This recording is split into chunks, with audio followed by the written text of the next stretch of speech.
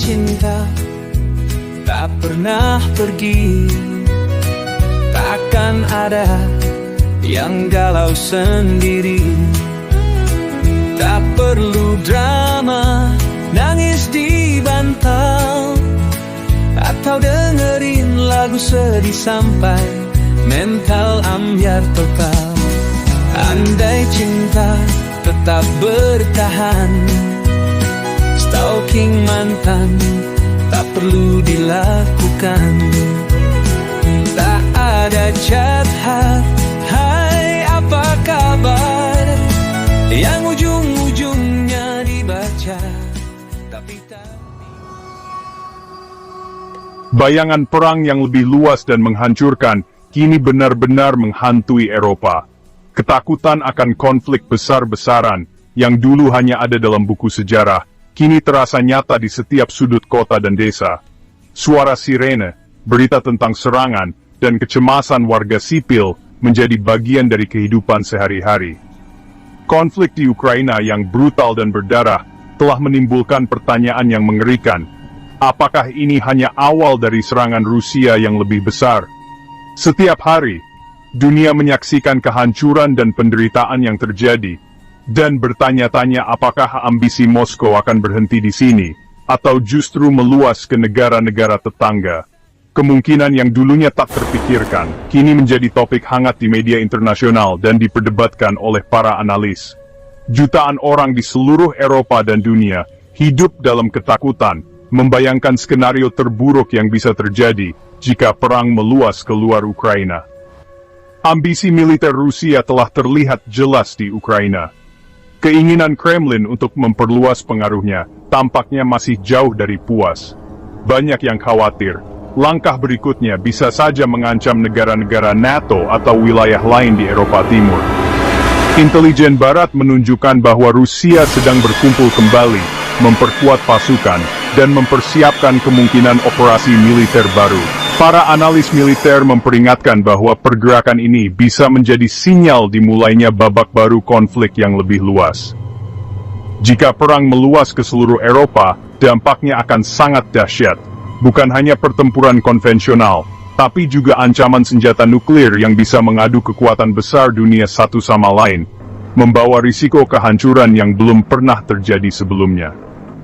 Tatanan global yang sudah rapuh akibat berbagai krisis bisa hancur tak terbaiki. Dunia kini berada di persimpangan jalan, di mana setiap keputusan dan langkah akan menentukan masa depan perdamaian dan keamanan internasional.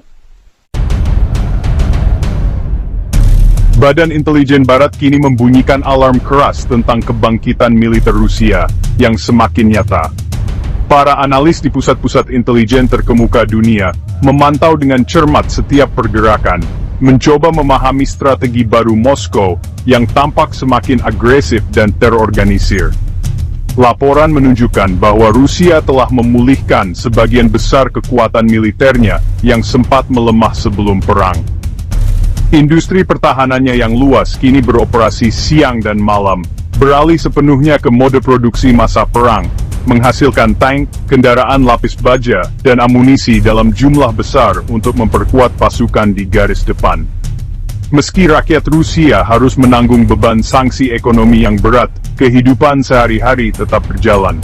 Namun, di balik itu, mesin militer Rusia terus bergerak tanpa henti, memperlihatkan tekad pemerintah untuk mempertahankan kekuatan dan pengaruhnya di panggung global. Berbagai senjata baru, mulai dari sistem rudal canggih hingga persenjataan konvensional, telah dikerahkan ke berbagai front. Pasukan dilatih secara intensif, sementara persenjataan nuklir tetap menjadi ancaman nyata yang tidak bisa diabaikan oleh dunia internasional. NATO, aliansi militer yang awalnya dibentuk untuk menghadapi ancaman Soviet, kini dihadapkan pada tantangan terbesarnya sejak era Perang Dingin. Dari negara-negara Baltik hingga pesisir Laut Hitam, pasukan NATO berada dalam kondisi siaga tinggi, memperkuat pertahanan dan meningkatkan patroli udara serta latihan militer bersama.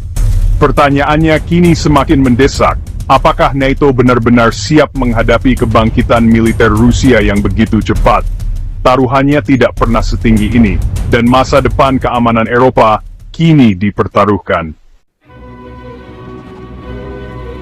Kekhawatiran NATO meningkat karena kemitraan Rusia yang berkembang dengan Korea Utara. Korea Utara telah menjadi pemasok senjata utama ke Rusia, termasuk rudal balistik canggih.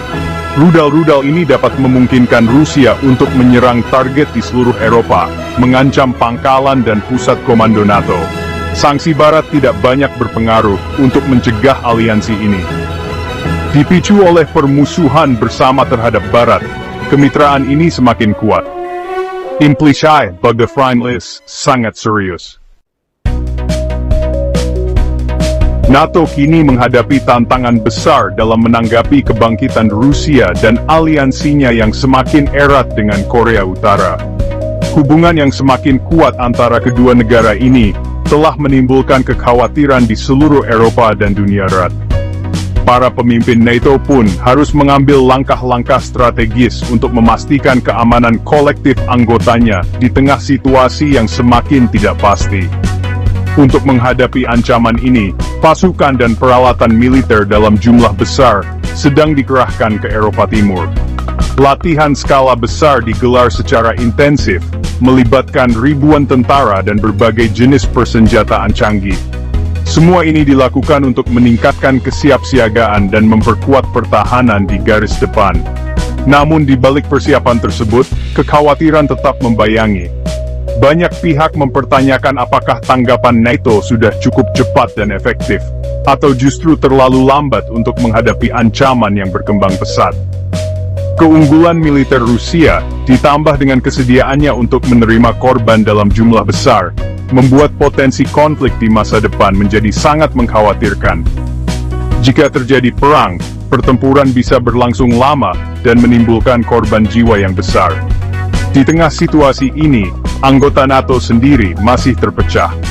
Sebagian negara mendesak agar aliansi mengambil tindakan tegas dan menunjukkan kekuatan militer secara nyata, sementara yang lain lebih memilih pendekatan hati-hati, menekankan pentingnya diplomasi dan dialog untuk mencegah eskalasi konflik yang lebih luas. Dengan ketegangan yang terus meningkat, aliansi NATO kini dihadapkan pada pilihan-pilihan sulit yang akan menentukan masa depan keamanan Eropa dan dunia. Konflik Ukraina telah mengirimkan gelombang kejut melalui ekonomi dan politik global. Perang yang lebih luas di Eropa akan menjadi bencana besar, melumpuhkan pasokan energi dan mengganggu rantai makanan. Gejolak ekonomi di Eropa akan dengan cepat menyebar ke seluruh dunia. Secara politis, perang yang lebih luas akan memperdalam perpecahan global dan membebani tatanan internasional.